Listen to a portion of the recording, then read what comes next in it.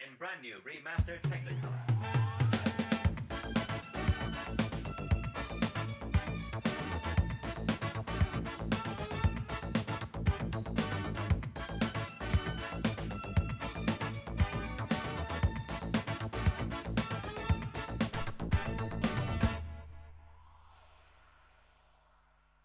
Hello, Hello, and welcome to Two Queers. one pod. I'm Bridie. I'm Imogen. Ooh, squeaky microphone. Yeah, how are you today, Imogen? Doing all right, thank you. You got your tea? I got tea, you got yours. Cheers. Clink. Yeah, and today we are talking about pronouns. That's Yeah, fun. Pronouns and gender and whatnot. Yeah, and we've said that this isn't gonna be the only episode where we cover gender and bits, because there's loads to unpack. So we're gonna kind of do like a little part of it, and then we'll do sort of part 2 and 3 and so on as we progress. So But what yeah. pronouns do you use?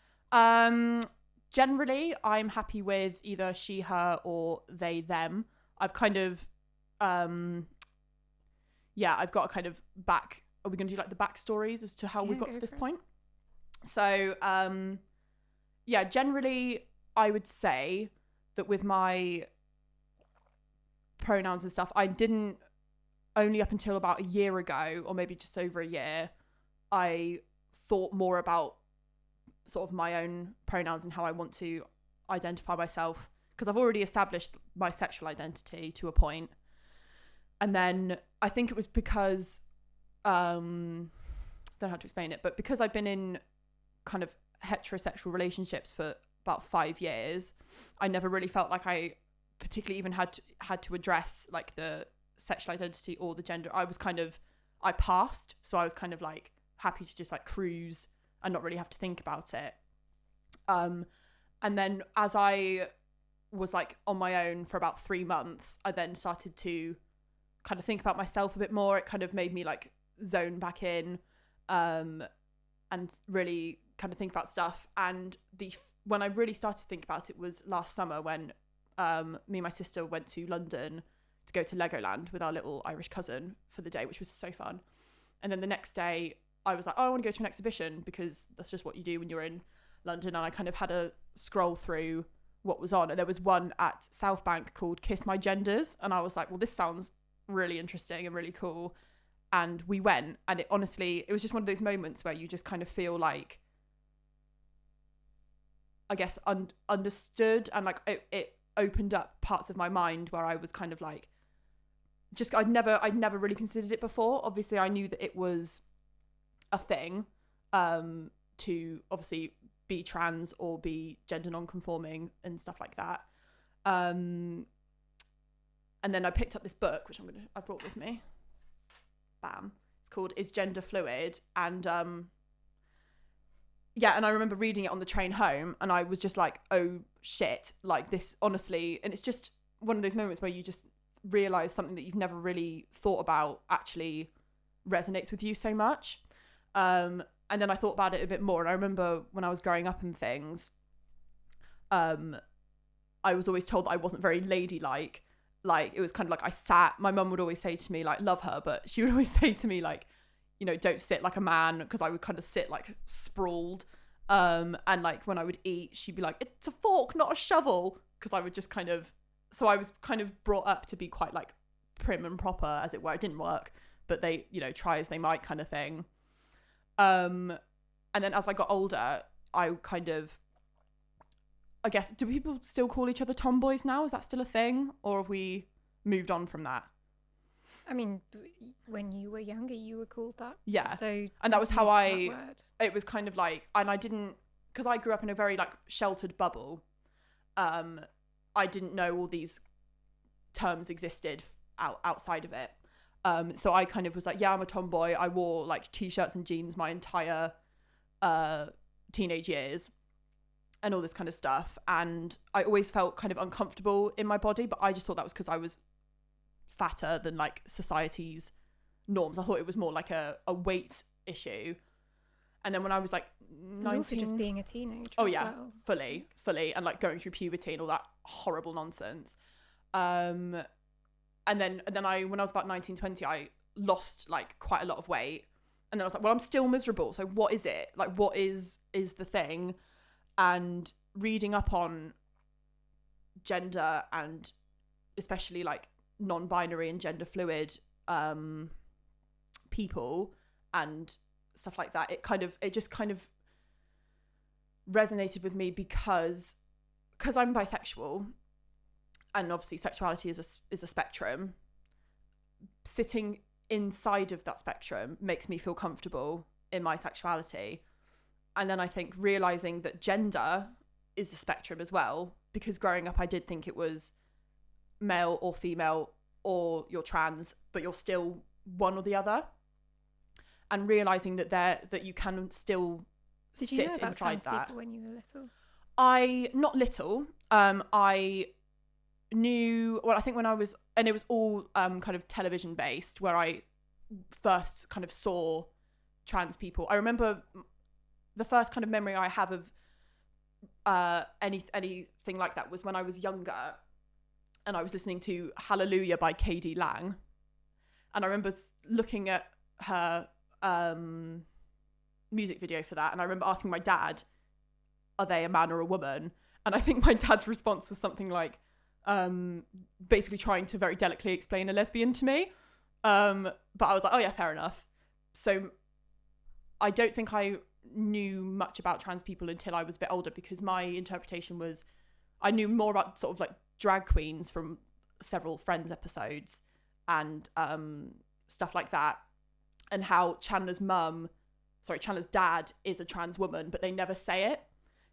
They have like boobs, and they wear dresses and stuff in the episodes, but they never say like Chandler's dad is trans.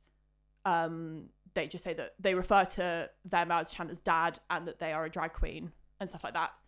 I can't remember where my train of thought was going before that. Let me catch up with myself. Sorry. That's all right.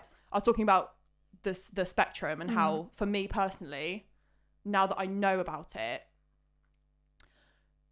knowing that gender is a spectrum and you can sit inside of that makes me more comfortable, because I don't feel like I want to fully commit to like either side of it.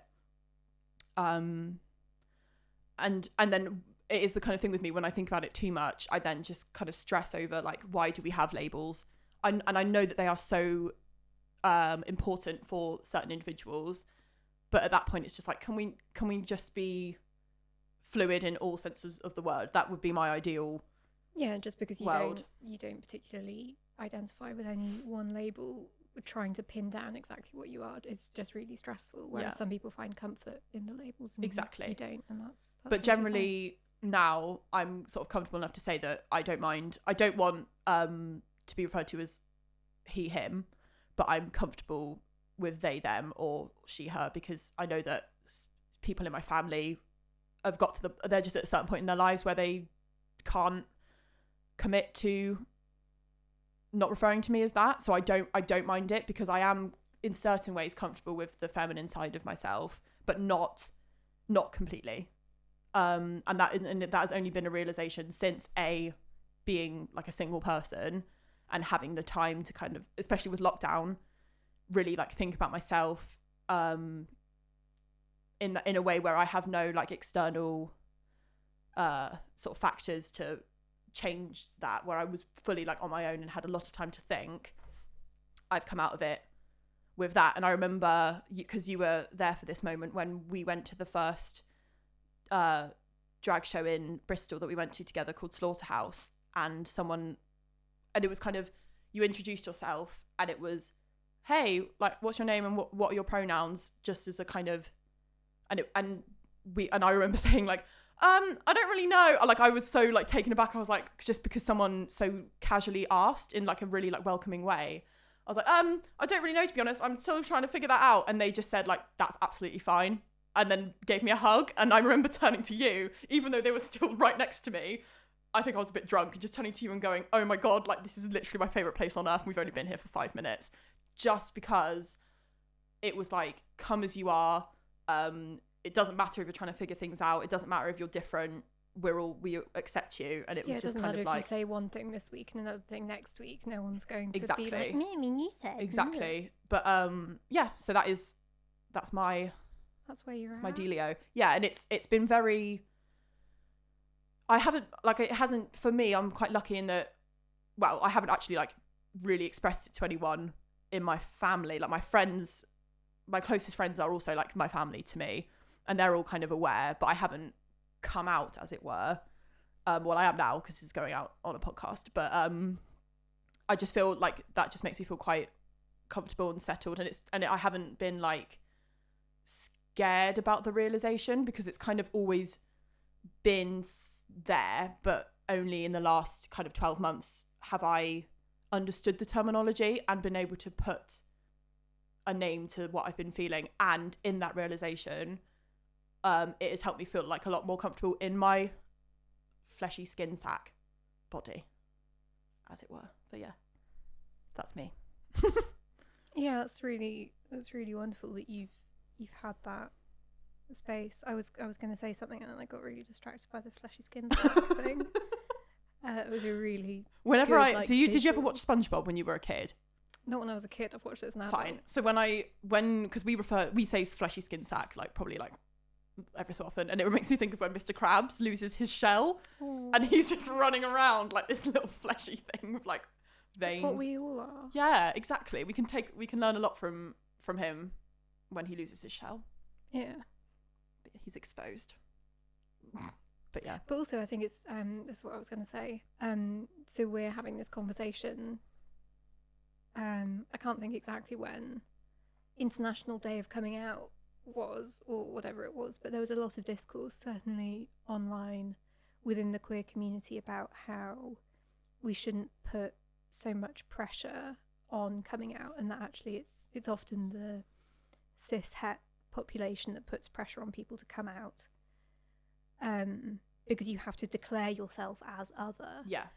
Whereas in fact, like, there's no inherent need for you to come out as such. And also it's such an ongoing process, particularly for people that present a certain way. And when you have like kind of old-fashioned or traditional families and stuff like that, it's probably like more harm than good to rock the boat in those sorts of things. And obviously if that's what you want to do and that's what makes you feel the most yourself, then fucking go for it. But also you're under no obligation. Absolutely. And it's not as if you can't live your like true self until you told everybody. Yeah, because like honestly, every time you meet someone, because we still live in a society that makes the assumption of heterosexuality and cisgender experience, like everyone makes that assumption the moment they meet you, and so you'd have to come out to absolutely every individual that you ever meet. And oh god, I don't like, particularly when it comes to sexuality, I find it so weird that we have to come out to our families. Yeah. Like we're seen as like that we have to, because quite frankly I don't feel the need to discuss my sex life with anyone that I'm related to, if I'm perfectly honest. Like, and unless it's kind of like the odd amusing anecdote. I have no interest in going into the nitty-gritty of who I either choose to sleep with or who I happen to fall in love with. Like, I don't see how it's... You wouldn't do that necessarily if you were straight, would you?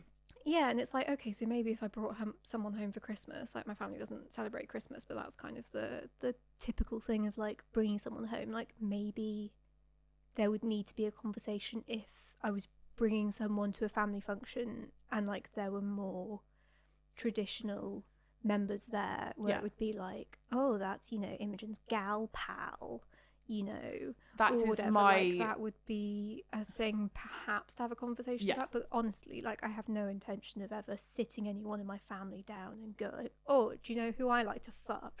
Like, it's not. And also stuff to do with like my body and whatnot. Like, I'll have conversations with people about maybe how to refer to me for my like maximum comfort, but they don't need to know about like what choices I'm making in regards to like how I present myself, or if I was to take any kind of like medical intervention or whatever. It's no one else's fucking business. Exactly. And also it's like when you come out to your family, or you were just saying how you're not going to turn up at Christmas and say like, I like to fuck this person.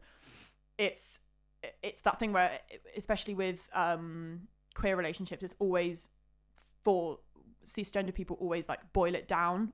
I'm generalizing, I mean not everyone but some, boil it down to just the sexual element, whereas in fact, and especially like religious family members, I know would boil it down to that, and kind of, because I've definitely got like super Catholic, and I haven't had a conversation, but I assume based on knowing them that they are homophobic and transphobic and things like that, and unwilling to listen. But it is just, but there's so much more to it, like with any relationship, than sex sometimes. And it's kind of like, why don't you ask me like any, do you know what I mean? Or why don't you think about it in any other ask light? me what they like to do with their like spare time, Exactly. or like what their favorite flower is and stuff like that, you know, kind of stuff that makes us more human. But I don't really think that, because like I have taken it's quite funny thinking back on it, but when I was younger I did take girls to family functions. And what's amusing is because I didn't come out as such, and I didn't say, oh, this is my date, like it was that kind of like, oh, it's just gals being pals type thing. And thinking back on it, the girl that I took to family functions and stuff, we did later end up sleeping together and stuff, but our relationship wasn't, we weren't like together or anything, but like we were really good friends. And so she came with me to family functions, and then like kind of short later on, like we ended up that side of the relationship kind of expanded for a while.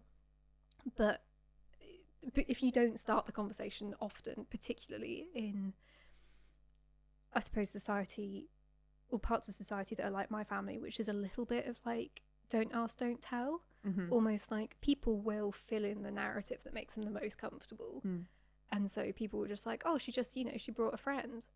And I was like, yeah, sure, fine, absolutely, let's go with that. That's cool. So this girl is in like family photos with me. It's really fun. Like, and we're mostly out of touch now, which is sad, but it's, thinking back on it is quite entertaining that no one batted an eyelid. And I think that does come with the privilege of being assigned female at birth, is that there is that cloak of sort of mystery over like lesbian relationships, in that way of where, because so much of sexuality is based around, particularly heterosexuality is based around like penetrative sex, the idea that a relationship that doesn't involve any sort of penetrative sex is kind of deemed null and void. So like men having sex with, or like kind of a cisgender man having sex with a cisgender man, oh my god, so many penises, much penetration, so much to get upset about. But like if you've got a cisgender woman sleeping with a cisgender woman, then people are kind of like, just gals being pals. How does that work? You know, if you really get into it with like kind of a drunk cishet man, then they'll be like, so scissoring. But like if you're just at a family function or whatever, then people are just like, yeah, just gals being pals. You know, you think about all of these famous women throughout history that if you look at them through a 2020 lens, you're just like, oh, obviously gay. But they were just like so fully under the radar. And like that's a full discussion about the erasure of kind of lesbian and bisexual women in relationships. It is a big thing, but there is a safety and a security in that privacy that you can be afforded. Absolutely. And because with me, I've never like stood in front of my immediate family and said like, I'm gay and potentially non-binary. Haven't quite got to the point where I can fully like, but you know, I've never, but it's kind of like I would never stand in front of them and go like, I like to shag boys sometimes too, as they would expect me to, not that they would expect me to say that, but it's like as they would expect me to be straight potentially. I'm kind of now just like, I wouldn't come out straight to you, so I'm not going to, and I'm very lucky that I feel like I don't necessarily, part of it is that I'm afraid of what might happen, not necessarily with my immediate family, but because we are like a big Irish family and we occasionally have big sort of events together, And I have spoken to like cousins who come and speak to me about them thinking that their children might be gay. So it's all that kind of thing. But part of it is being afraid, but I think not necessarily because of the people that my family are, but just because it's like I'm comfortable with them I'm just comfortable not announcing it. So if I can continue to live as I am without having to kind of go blah, they either know and they're kind of just waiting for me to say something or not. But I feel like I don't change based on whether or not I announce it. So to me, I'm comfortable with them just kind of with just not addressing it, like you were saying. But did you want to talk about your pronouns if you are comfortable? Yeah. And your kind of journey getting to your journey. Here's my journey. Well, I'll take any pronoun if I'm honest. Mm-hmm. Generally, I will think you're taking the piss if you use he, him, because I know what I look like and I know what society would therefore label me as, but I wouldn't be offended to be referred to as he, him. I remember being quite young and having a very short haircut and hearing a little kid say very loudly through what they didn't realise was an open car window, Daddy, why is that boy wearing a skirt? And I was like, interesting. So they're thinking, the haircut was sufficient for them to assign me a gender. The skirt was not. Interesting. And I remember, like, it didn't bother me. Like, I have had instances where people have assumed that I was a man. Me too. Only because of the haircut. Yeah, it is often the haircuts.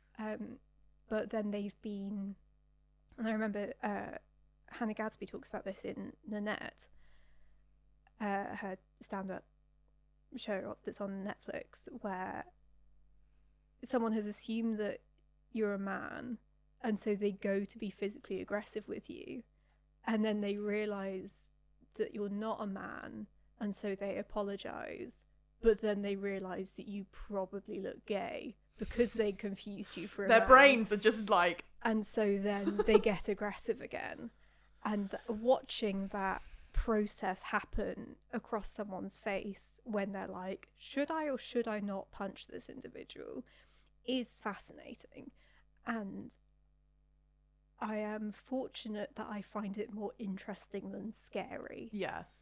And it's happened to me on a number of occasions, and then you recount it to people and people go, oh, that's awful, and you go, if they'd actually hit me, perhaps. Yeah.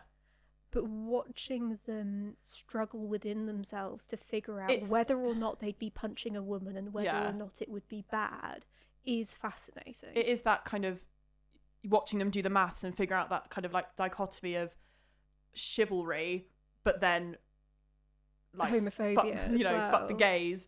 It's just like, do not compute.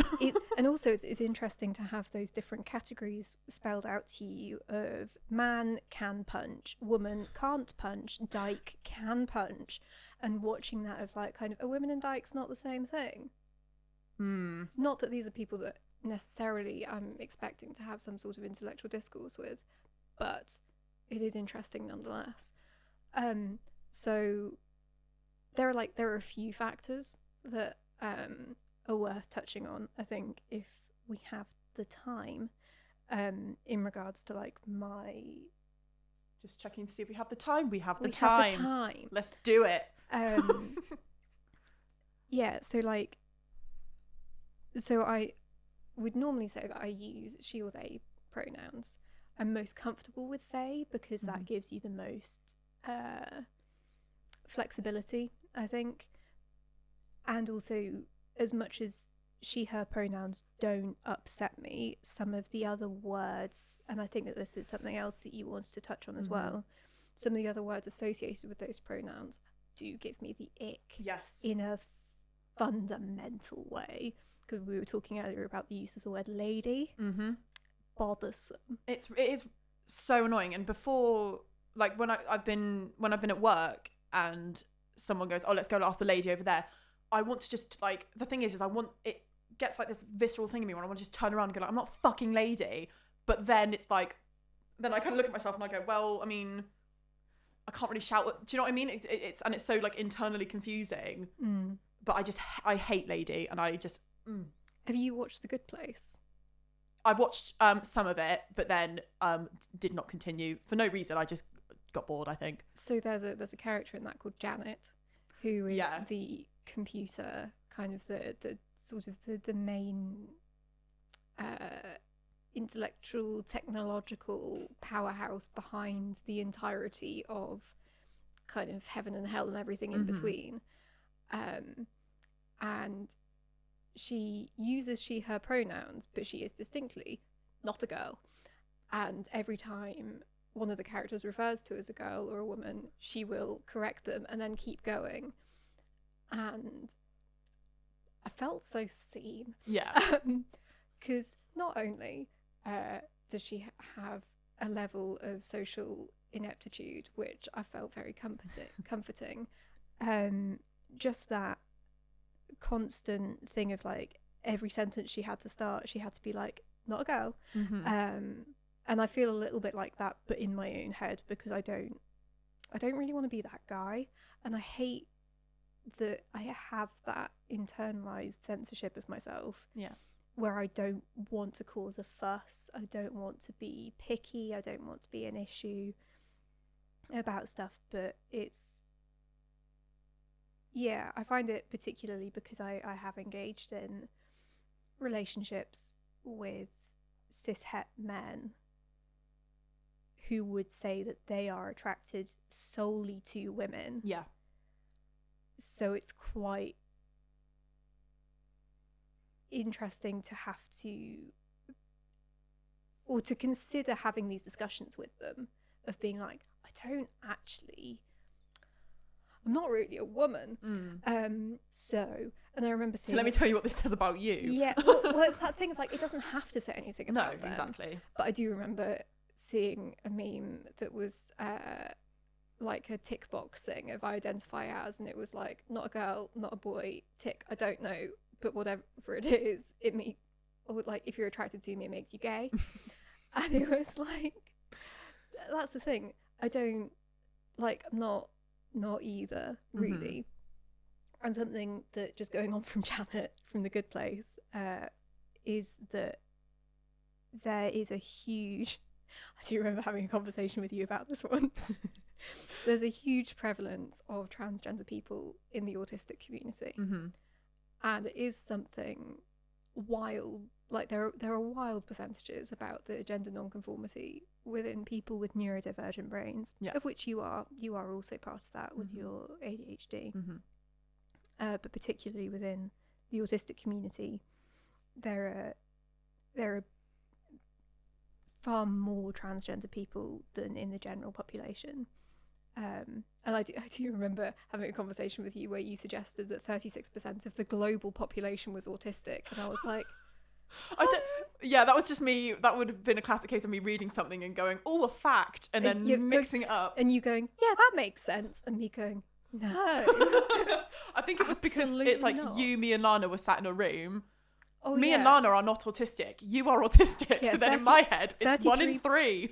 33.3 recurring % of the population of the people in this room. Me getting facts wrong is a definite personality trait. It's and totally fine. I'm happy to be corrected. At the time, I will admit, I felt a little bit upset that you hadn't maybe bothered to look into something that is such a fundamental part of who I am. For sure. I now understand a lot more, and also you understand a lot more. We've come a long way. This was a long time ago. But it is interesting that, and there is and this is me where it's like, I am not an arbiter of all wisdom. I don't know everything. I'm always learning. I remember reading the word autigender. Okay. As in an amalgamation of autism and gender. And my initial response was, fuck off! I have learned since then. And it makes sense that it is a word to describe gender where it is through the lens of the neurodivergent, neuroatypical brain. And my kind of hop, skip and a jump from that with my comprehension of gender is that when you have autism, you are less constrained by social norms because you either don't perceive them, you don't understand them, or you just aren't involved in them. And given the huge social elements of gender, whether you want to go as far as to say that it is purely a social construct, or whether you do want to say that there are elements of like biology and whatnot that are involved, no matter what you think about it, there are huge social components to it. Yeah. And it's worth pointing out that that's what we're referring to is Western society and culture, because obviously in other globally it's treated differently. In some cases it's actually very well respected to be in, and I was reading about it in that book, is that it's like third gender, which is kind of, yeah, I mean that's not what I'm saying. I'm saying that just gender as a concept has social implications, and that is the same everywhere. For sure. Everywhere has their own ideas of, no matter how many genders you have, there are social implications to it. And whether you actually acknowledge that there are intersex people is, not a very Western thing to do. But, there are biological elements that may be where the social things start. But no matter what you think, there are social implications. Yeah.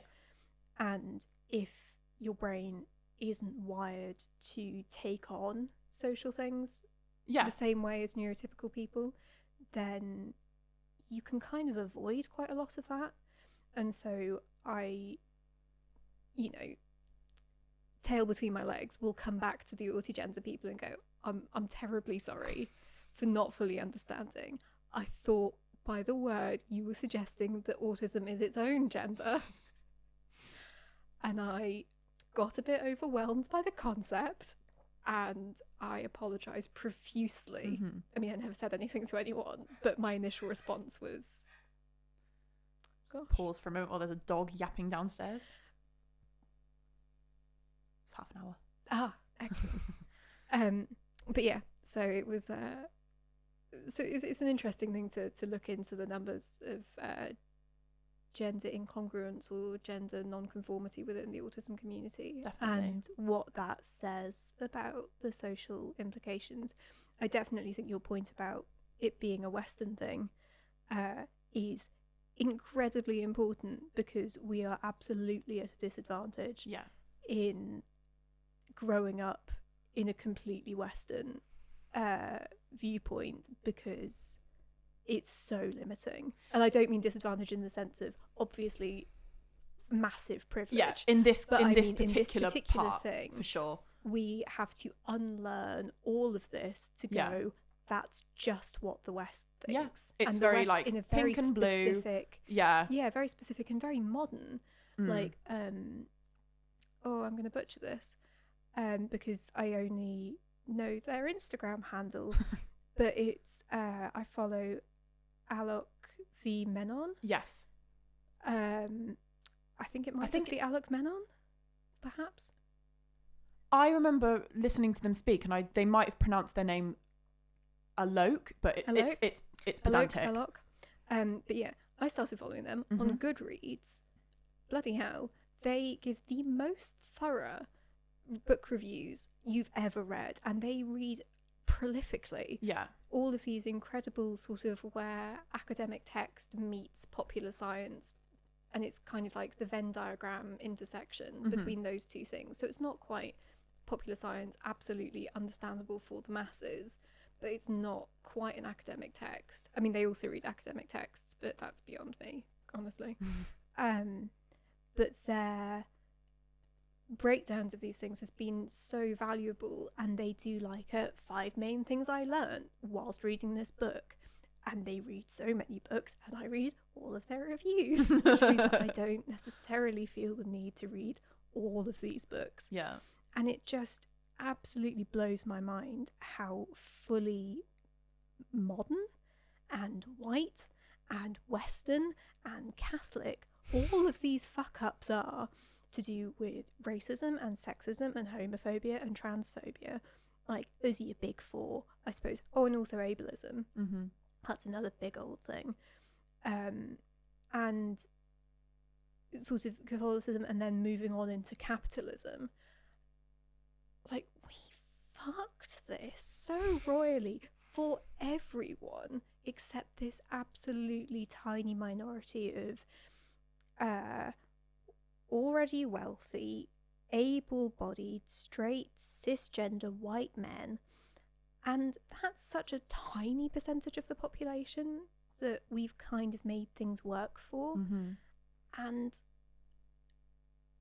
it's absolutely mind-blowing, and obviously such a privilege that I've kind of only just realised this. Yeah. Obviously not that the world is built for those people, been aware of that for a while, but the idea that this is so incredibly modern, and it's potentially could have been so avoidable. Definitely. Yeah, I think, hang on, I've lost my train of thought. Beep, beep, boop. Beep.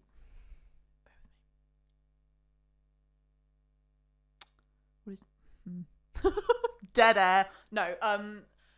Yeah, what I was going to say was how you were saying it was modern is actually really true, and it's. But I think you're brought up to assume that that's just that's just the way the world's always been. Yeah, it's the way people are. It's absolutely really, not.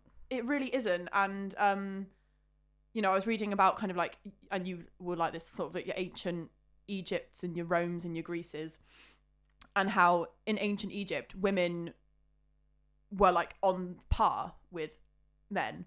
It was, and there was a lot of like androgyny back then as well. Everyone loved the eyeliner. Women couldn't stop anyone from wearing eyeliner. Women could, have property, initiate divorce, all this kind of stuff. And I think, and then fast forward a fair bit, you've got the Industrial Revolution, women, and then they were like, oh, women, you can help out actually. And then war comes, and it's like, oh no, actually, sorry, we need you to like be at home and look after your kids, or be wealthy enough to get people to look after your kids for you. And in certain cultures, it's seen as like a status symbol to be a woman doing nothing, having help, but not working. You can't work. You just have to be. My mum used to work for the Foreign Office and worked in embassies and things, and all of these like ambassadors' wives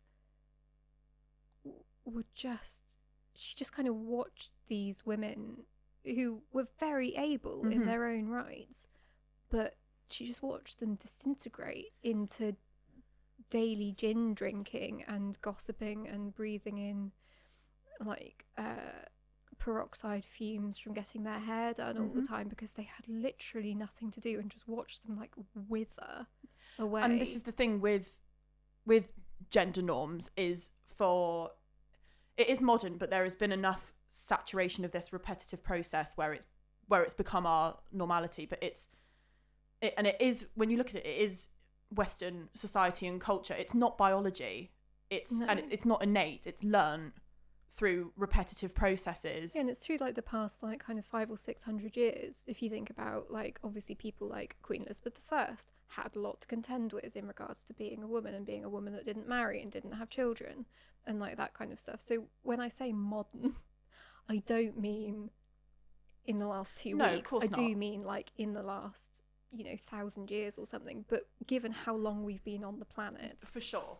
and also given how long other civilizations managed without our interference and did so well, but then of course we've wiped out all records of these things because it was deemed like savage and like barbaric and all of these sorts of things. Because you think about like the Native Americans and just fucking native people, indigenous people everywhere, absolutely generally have the right idea about how you treat people, and individual characteristics being what makes a community stronger, because everyone has their, rather than assigning these things. And that's, learning all about that has, I think, helped me come to terms with like my own identity and things, because it's, when you fully understand, it's not, when you fully understand other cultures embrace gender fluidity and all this kind of stuff, it's like, well, okay, well, obviously I'm very privileged to have been born into where I've been born into, but it is entirely it isn't. Yeah, it's entirely based on where you get put when you're birthed into the world. It's an absolute lottery. Exactly, but then the fact that it's like being born into a cult. Yeah, definitely, and the fact that these other places and other cultures embrace it surely then means that our Western society and culture don't necessarily have it right. And the fact that we fucking decimated all of these places. Oh, for sure. Yeah, it's just wild, and again something that we don't learn about in school because we have a very whitewashed, very kind of rule Britannia education system. But it's just wild to think about like everything that is wrong in the world today in the year of our Lord 2020 and about how it all stems from fucking like colonialism. And it's just wild. Yeah. And so I think we need to kind of wrap it up, but as we said at the start, we'll get into this. I think it would be really cool. This is very much an introductory. Yeah, and I think it'd be really cool to do like a kind of teachy lesson episode about the history of gender in these different cultures, because it's so bloody interesting and important and helped, and it is something that helped me learn, like, understand myself. Just it isn't, it's all to do with perspective. It's all to do with going, just because I've been brought up like this doesn't mean that now that you don't have to wait till you're an adult to do it, but you know, just because now I've got like more autonomy and more like organic thought, I can explore these other options. And I wanted to bring up before we close, so I found a new podcast on Spotify last night called Pronouns in Bio. They've got one episode out so far. I couldn't find them on Instagram though, but yeah, it came out a couple of weeks ago. And they had this absolutely hilarious... the whole episode was basically about the Matrix and how gender is actually explored a fair bit in the Matrix. I have only seen it once and I was younger, but what they were referencing kind of reminded me. So you've got Switch, who in the Matrix is a woman, but out of the Matrix is a man or something like that. But basically listen to the episode because it has so many really interesting insights. But the bit at the end that made me... and I was trying to go to sleep, but it was actually absolutely cracking me up, where they basically said that John Wick is a he/him lesbian, and they basically, there was just a sentence that said like Theon Greyjoy is a trans exclusionary radical feminist and features in John Wick Gender Avengers Assemble. So to understand how they got to that point, you seriously should listen to the episode because it was hilarious. That does sound fantastic. Definitely a rabbit hole I'm excited to go down. But just to go on to back to the Matrix thing, that is canon. That's it was supposed to be an allegory for the trans experience because both of the directors are trans women. Yeah. And I saw all of the Twitter discourse about that recently. And people being like, stop trying to make everything gay retroactively. And it just is. And then it was fucking like, I think, is it Lana? I always go to say Wazakowski, and that's the fucking one from... Wazowski? Yeah. Mike Wazowski. From Monsters Inc.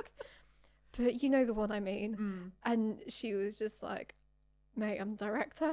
Like, if anyone tell you. Yeah, if anyone knows what this was supposed to be about. It's like, no, it's about a guy who has a really cool coat and glasses and does cool things with his back. It's just hilarious given the whole like red pill, blue pill thing, and like that. I need to watch it again. Absolutely, like I've only watched it once with a boyfriend that told me I would love it, which of course meant that I didn't love it because I'm stubborn. I refuse. I am stubborn. But with this lens, I'll happily go back to it. But yeah, given that went so fully into like incel dictionary. But we reclaim it. That must have been upsetting for them. We should do a future episode then where we perhaps drunk review The Matrix. I think that'll be a good. Fantastic. That'll cool. be bonus content for our Patreon. Amazing. So cool. We've covered some good ground in this episode. Got a good podcast recommendation. That was Pronouns in Bio. The first episode came out on the 12th of October, so I'm not sure where it's going to go, and I can't find them on social media. So even if it's just in that one episode, is the legacy. It was forever. Brilliant. Like I really, really enjoyed it. But yeah. So I was going on to that. Thank you. Thank you. Question to me. So we'll do that another time. The jingle. Harry wants us to do a jingle for question of the week. You've already done it. Question of the week. Question Asking of the week. questions every week. All right. Gotta keep it light. Anyway, I can't do it improvised and anyway. Deary me. See? Oh. What is the question of the week this week? Imogen. If you could be a contestant on any television program, what would you choose? So you know me, I'm an outgoing Leo. I want to be on all of them. If I could. No, I don't actually. Can you imagine me on University Challenge? Knowing you as the rest of your charts. Yeah. You'd be fucking shitting yourself. You'd say, yeah, absolutely, I want to do that. And then it would come around to it and you'd have an absolute breakdown. For sure. Capricorn moon. Exactly. When I was younger, I wanted to be on Big Brother, but now I just know that I would be the one that walks off. I'd be a full Gemma Collins. Fuck this shit, I'm out of here. Get that fire exit door. Yeah, get that fire exit door, I'm out. So no. And we did have a discussion about this before we started the episode, so I kind of want to steal your answer, but I want to. So I don't know if you want to say yours first. No, you go for it. But basically, I can't remember what I said. You said that you wanted to be on Taskmaster. Right, that was why I asked the question. Yeah, which would probably also definitely be my answer, because it's the live element is not. You don't have to perform. You've done it. You've done it with the other guy. It's all pre-filmed, and you trust that it's been edited in a humorous way that most often benefits you, unless you're one of the annoying ones that they have. Could be me, I don't know. But it's so fun. Like, they also tell you at the very beginning to not try and be funny. Exactly. And the whole just like doing loads of different like silly challenges just takes me back to like when I used to be in guides, and like it's just so silly, and I just love the idea of it. So definitely would be on that. Potentially Come Dine With Me, but I just think it's a bit like I don't know. I don't think I would like the people that turn up to my house, based on extensive watching of it. I would do it if like my friends were on it, but yeah, I would probably say Taskmaster or Come Dine With Me. Nothing where I'm on a podium and I get asked questions, because my brain just goes blank. It would have to be like anyone that's based on like intellectual question and answers, because I just can't, even while I'm saying this, I can't get my words out, so it's a no-go for me. But one where it's kind of like adventure based, like challenges, I would absolutely, and I really hope, like Naked and Afraid. Yeah, I hope one day either we get respected as comedians, that we can go on it, or that there's like that it's like a non-copyrighted lower down version that we can join, or that we get the rights to create one that's like queer centric, and then we can be on it. We could be, oh my god, we can be Alex and Greg, which I don't know who would be who. I think you'd be Greg. Really? Genuinely. Amazing. Genuinely. But that, no, because then that requires me to, but I do love a puzzle. You'd be little Alex Hall. I do love a puzzle, so I think I could come up with some good shit, but that's that me. just means I have to be scary. Yeah. But you also get like a little goblet with your face on it that you get to give out to someone, so. I'd do it. I'd make it myself out of Fimo. But yeah, so that's that. Yeah, I mean, we'd be great at Taskmaster. We really would just be. in general. I mean, I'm sure everyone thinks I wouldn't want to go on it. I would want us to go on it as like a team, like a two. Yeah, just the two of us, like Jed would, when they used to get put on panel shows, but they'd always have to go together as a pair. I just remembered Best of Friends. Did you ever used to watch that when you were a kid? Yeah. So I don't think I ever actually signed up, but when you'd be in the playground and you'd be like, yeah, I signed up for Best of Friends last night. I'll see you on it. Like, blah, blah. I never actually did, but I would have that when I was younger, and it's not too dissimilar from Taskmaster. There's just a lot more like goo and putting your hands in like beans. Yeah, fuck that. But something like that where it's like you're a team and there's like performance-based challenges and puzzles. That is just my absolute dream. But yeah, I could go on about that for another 10 minutes, but I think we've got there. So yeah, should we wrap it up there? Or have you? I mean, I also have an answer. Oh, okay. Sorry, you go. Fine. My bad. I thought we'd covered that. Yeah, no, it's fine. We can just say we both said Taskmaster, and that's fine. That's it. We're done. Oh, right. I'm going to shut up now until we close the episode. You go. No. What was yours? No, it's fine. I was going to say Great British Sewing Bee, because let me in that. Does that exist? Yes. It is presented by Joe Lysett. Oh, amazing. Does he sew? No, but he's an artist. Fair enough. But Oh yeah, God, that sounds it's lovely. stressful though. It's Is it charming. time-based challenges? Yes, it's exactly like Great British Bake Off, but with sewing. Aww. And I mean, I would do Bake Off if it was original Bake Off with Sue and Oh, Mel yeah. and you know, the good ones. But yeah, I just want to get in that haberdashery because the only reason I don't do more sewing is because I can't afford fucking fabric. So yeah, it's not a fun answer. It's just a true one. Nice. That sounds really fun. I can't imagine like a bunch of people who sew being in such like a high. Do you know like is it kind of like embroidered? Because these things take time. No, it's like making a thing. It's like making a garment. Oh, okay. Like ready, set, make a dress. Kind of like Drag Race then, when back in the seasons where they would make their own clothes. Yeah, I mean it's just more like Bake Off. Where you get given like a big marquee. Yeah, well, I mean, it's like it's in a really nice studio in London next to the river, and it's like in the old like fabric milling districts and cute. stuff. It's really beautiful. It's really lovely. And then they're just like make a skirt immediately, and then it's like kind of here we've given you an ugly thing from Primark. Turn it into something interesting. You have 45 minutes. Oh, if only like you stuff could like actually get like talking mice that sew from Cinderella to come and help you I out. would be That would be so the fun. talking mouse. I would love that. I would dress up as a mouse. I would be oh fuck, what's his name? Gus. I would be Gus. Gus. Yeah, and I would be there Aw. just eating. My mum compares me to Gus all the time. That's cute. Yeah, it is. That's really cute. Just, yeah, Gus. Anyway, so yeah, that was like I said, not a funny answer, just a true one. Amazing. Well, hopefully one day we get recognised for the hilarious people that we are, and we'll be asked to go on something one day. One day. And Our and agent we will will sort that out. storm it. Yeah, come on, agent. Yeah, you're everything. Cool. So yeah, we've been 2 Quiz 1 Pod. Thank you very much for listening. You can find us on Instagram at 2Quiz1Pod and also on Patreon Woohoo! at 2Quiz1Pod. We are 2Quiz1Pod is creating podcasts and other queer content. Love that. Love it. Cool. Goodbye. Goodbye.